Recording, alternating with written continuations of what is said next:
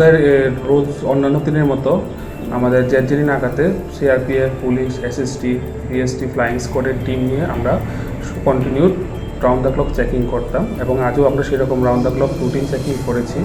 এবং আমাদের কাছে একটা গোপন সূত্রে খবরে আসে যে একটা বাইক যার নাম্বার TR05A8085 পালসার বাইক, সেই বাইকটা দিয়ে একটা যুবক কিশোর নেশাজাতীয় দ্রব্য নিয়ে জেনজিনি গেটে প্রবেশ করতে পারে ত্রিপুরাতে।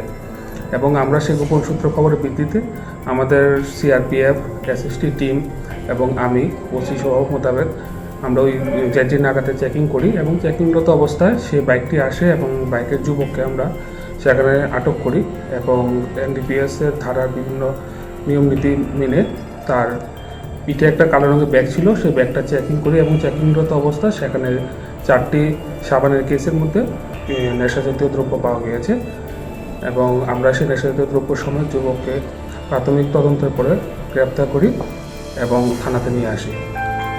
নেশাজাতীয় দ্রব্য কি স্যার হিরোইন? হ্যাঁ, নেশাজাতীয় দ্রব্যগুলি আপাতত হিরোইন বলে প্রাথমিক পর্যবেক্ষণে প্রমাণ হয়েছে।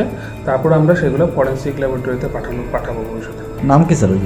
হ্যাঁ, তৃতীয় যুবকের নাম হচ্ছে ইউসুফ আলী, তার বাবার নাম মৃত মতাসিন আলী, ধুপিরবন বাড়ি, ধর্মনগর। মালগুলো কোথায় নিয়ে আসছিল স্যার? মালগুলা সে প্রাথমিক তদন্তে সে বলছিল আসাম থেকে, কোনো জায়গার নাম এখনো বলিনি। আমরা বাদ বাকিটা তদন্তের মাধ্যমে তার কাছ থেকে বার করবো।